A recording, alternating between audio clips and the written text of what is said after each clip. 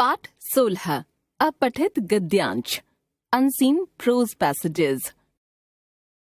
अपठित का अर्थ है जिसे पहले पढ़ा न गया हो। अपठित गद्यांश छात्रों में भावबोध की क्षमता को विकसित करता है तथा उनकी व्याकरण की समझ को बढ़ाता है। अपठित गद्यांश के उत्तर लिखते समय निम्नलिखित बातों का ध्यान रखना चाहिए।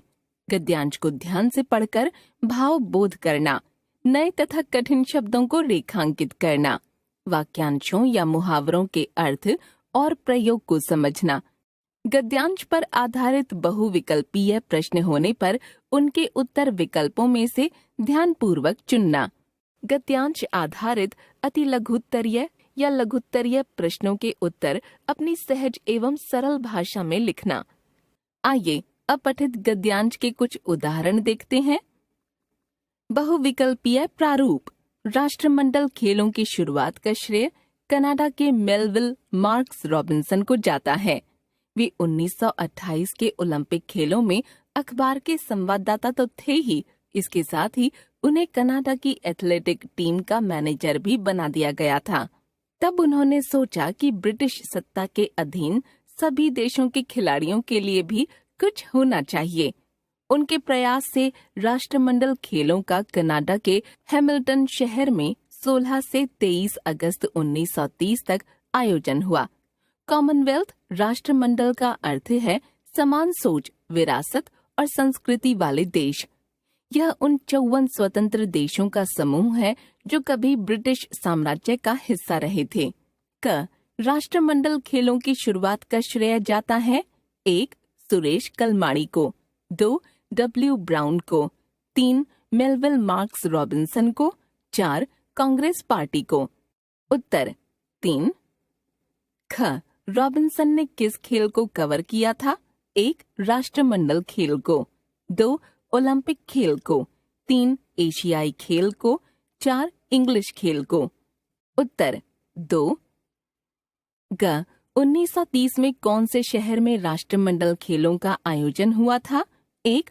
हैमिल्टन में, 2. पेरिस में, 3. मेलबोर्न में, 4. लंदन में। उत्तर 1. घ रॉबिन्सन कनाडा की कौन सी टीम के मैनेजर थे? 1. क्रिकेट टीम के, 2. एथलेटिक टीम के, 3. हॉकी टीम के, 4. रग्बी टीम के। उत्तर 2. अंग कॉमनवेल्थ का अर्थ है 1. समान सोच वाले देश, 2. समान संस्कृति वाले देश, 3. समान विरासत वाले देश, 4. उपर्युक्त सभी। उत्तर 4. प्रश्नोत्तर प्रारूप। आज के समय में कई तरह की चिकित्सा पद्धतियां हैं जो किसी भी रोग को ठीक करने की शक्ति रखती हैं। आज जब हम बीमार पड़ते हैं तो किसी डॉक्टर के पास जाते हैं तो वह बीमारी ठीक करने के लिए दवाई दे देता है, लेकिन वह दवाई हमारे रोग को दबा देती है और हम बाहरी तौर पर स्वस्थ हो जाते हैं। असल में हमें दी जाने वाली दवाई अस्थायी काम करती है, रोग का कारण बना रहता है। यदि हम पूर्ण रूप से स्वस्थ होना चाहते हैं तो हमें प्रकृति के कुछ नियमों का पालन करना चाहिए। क रोग को ठीक करने की शक्ति किन में है? उत्तर रोग को ठीक करने की शक्ति कई तरह की चिकित्सा पद्धतियों में है। ख हम डॉक्टर के पास कब जाते हैं? उत्तर हम डॉक्टर के पास बीमार पड़ने पर जाते हैं। ग डॉक्टर की दवाई किस प्रकार काम करती है? उत्तर डॉक्टर की दवाई हमारे रोग को दबाकर हमें बाहरी तौर पर स्वस्थ कर देती है। घ पूर्ण रूप से स्वस्थ होने के लिए हमें क्या करना चाहिए? उत्तर पूर्ण रूप से स्वस्थ होने के लिए हमें प्रकृति के नियमों का पालन करना चाहिए। अंग उपर्युक्त गद्यांश का उपयुक्त शीर्षक लिखिए। उत्तर शीर्षक बीमारी और चिकित्सा पद्धतियां।